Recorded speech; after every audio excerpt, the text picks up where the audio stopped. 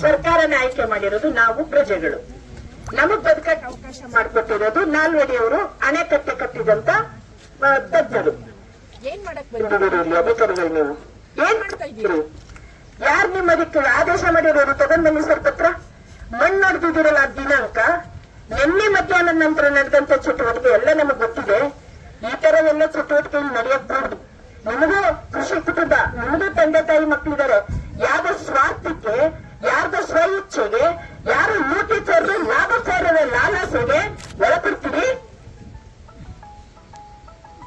ನಮ್ ಕೈಲಿದೆ ಕಾನೂನು, ಜನರ ಕಾನೂನು, ಸಮಾಜದ ಕಾನೂನು. ನೋಡಿದ್ರೆ ಏನ್ ಅನ್ಸುತ್ತೆ? ಇಲ್ಲಿ ನಡೀರಿದ ಕಾರ್ಯಕರ್ತರು ನೋಡೋಣ. 500 ಅಡಿ ದೂರ ಇಲ್ಲ, 500 ಅಡಿ ದೂರ ಇಲ್ಲ. ಇಷ್ಟು ಮಣ್ಣು ಹೊಡೆಯೋದಕ್ಕೆ ಯಾವ ಆದೇಶ ಇದೆ? ಪತ್ರ ತರಿಸಿಸೋರ ಕಚೇರಿಯಿಂದ, ನಿಮ್ಮ ಆಫೀಸಿಂದ ತರಿಸಿ ಇಲ್ಲಿಗೆ ತಾವಿಲ್ಲೇ ಹೊಡಿ. ಯಾವ ದಿನಾಂಕದಲ್ಲಿ ಈ ಮಣ್ಣು ಹೊಡಿಸೋದಕ್ಕೆ ನಿಮಗೆ ಆದೇಶ ಆಗಿದೆ? ಯಾರು ನಿಮ್ ಮರ ಕಡಿಯೋಕೆ ಯಾರು ಪರ್ಮಿಷನ್ ಕೊಟ್ಟಿದ್ದು? ಒಂದೇ ಮರ ಸರ್. ನಮ್ ಪಾತಲ್ಲಿರೋ ಒಂದ್ ಗಿಡ ಉಳಿಸ್ಕೊಳಕ್ ನಮ್ ಕೈ ಶಕ್ತಿ ಇಲ್ಲ. ಒಂದ್ ಮರ ನೆಟ್ಟು ಬೆಳೆಸಿ 100 ವರ್ಷ ಕಾಪಾಡಕ್ಕೆ ನಮ್ ಕೈಲಿ ಆಗಲ್ಲ. ಇರೋ ಮರನ ಕಡಿಯಕ್ ಕಾನೂನು ಇದೆಯಾ? ಜಲಮಾಲಿನ್ಯ ಈಗಲೇ ಆಗಿ ಸಾಯ್ತಾ ಇದಾರೆ. ಕೋವಿಡ್ ಬಂದ್ ಸತ್ತೋದ್ರು. ತಂದೆ ಮಕ್ಳು ನೋಡ್ಲಿಲ್ಲ, ಮಕ್ಳು ಅಮ್ಮನ್ ನೋಡ್ಲಿಲ್ಲ, ಪ್ರಾಣ ಬಿಟ್ಟು ಊಟ ಹಾಕಿದ್ರು. ಯಾರೋ ಪೊಲೀಸವರು, ಯಾರೋ ಆಸ್ಪತ್ರೆಯವರು, ಯಾರೋ ಪಾಪ ಊಟ ಹಾಕಿದವರು.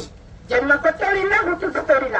ಇಲ್ಲಿ ಈಗ 20,000 ಜನ ಸೇರಿಸ್ತಾರಂತಲ್ಲ, ಯಾವ ಕೋವಿಡ್ ತರಬೇಕು ಇವರು? ಇದು ನಿಷೇಧಿಸಿದ ಪ್ರದೇಶ. ನಿಷೇಧ ಆಗಿರುವ ಪ್ರದೇಶದಲ್ಲಿ ಇವರು ಕಾನೂನಾತ್ಮಕವಾಗಿ ಹೇಗಿಷ್ಟು ಜನ ಸೇರಿಸ್ತಾರೆ? ಇವರೇ ಕೊಲೆ ಮಾಡೋದು, ಇವರೇ ರೋಗ ಬರೆಸೋದು, ಇವರೇ ಕಾನೂನ ಉಲ್ಲಂಘನೆ ಮಾಡೋದು.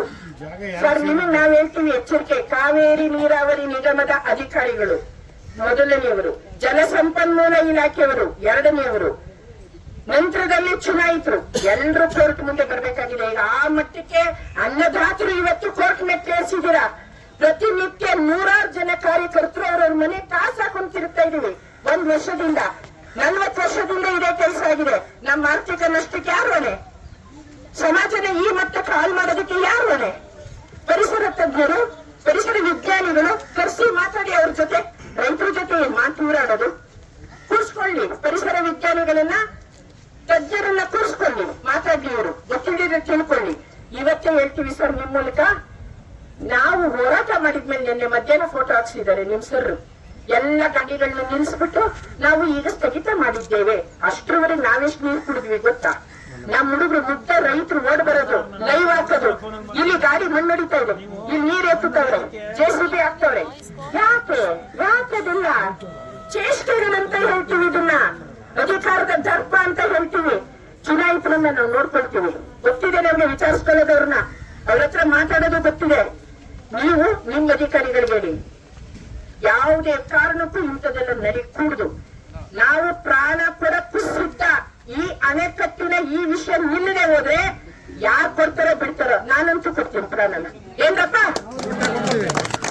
ಅಮ್ಯೂಸ್ಮೆಂಟ್ ಪಾರ್ಕ್, ಕಾವೇರಿ ಆರತಿ, ನಾವು ಕಾವೇರಿಗಾಗಿ ಪ್ರಾಣ ಕೊಡ್ತೀವಿ, ರಕ್ತ ಕೊಟ್ಟೆವು, ನೀರು ಕೊಡೆವು ಅಂತ ಘೋಷಣೆ ಕೂಗಿರೋರು ನಾವು.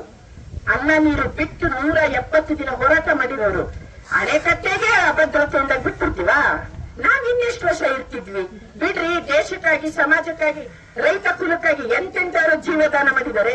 ನಮ್ ಈ ಜೀವದಿಂದ ನಾಡು ಉಳಿಯುತ್ತೆ, ಜಲ ಉಳಿಯುತ್ತೆ, ಕಟ್ಟೆ ಉಳಿಯುತ್ತೆ ಅಂದ್ರೆ ನನ್ ಜೀವಕ್ಕೆ ಇನ್ನೇನ್ರಿ ಬೇಕಾಗಿದೆ? ಇದನ್ನ ನೀವ್ ಹೇಳಿ ಅವ್ರಿಗೆ ಗೊತ್ತು ನೋಡ್ಕೊಳ್ಳಂಗೆ. ನಾನೊಬ್ರು ಸಾಯ್ತೀನಿ ಅಂದ್ರೆ ಬಿಟ್ಬಿಡ್ತಾರ? ಎಲ್ಲರೂ ಸಾಯೋದೇ ಇಲ್ಲಿ. ನಾನು ಅಂದ್ರೂ ಪೊಲೀಸ್ ಡಿಪಾರ್ಟ್ಮೆಂಟ್ ಇವತ್ತಿಷ್ಟು ರಕ್ಷಣೆ ಬಂದಿದೆ. ನಮ್ಮನ್ನ ತಡೀತಾರ? ಅರೆಸ್ಟ್ ಮಾಡ್ತಾರ? ನಾವ್ ಹೋಗ್ಬೇಕು, ನಮ್ ಜಲ ತಡಿತೀವಿ ಅಂದ್ರೆ ಕಾನೂನನ್ನ ಗೌರವಿಸೋರು ನಾವು. ಯಾವತ್ತೂ ಕಾನೂನನ್ನ ಕೈ ತಗೊಳ್ಳಲ್ಲ. ನೀವು ಅದನ್ನ ಹೇಳ್ಬೇಕು.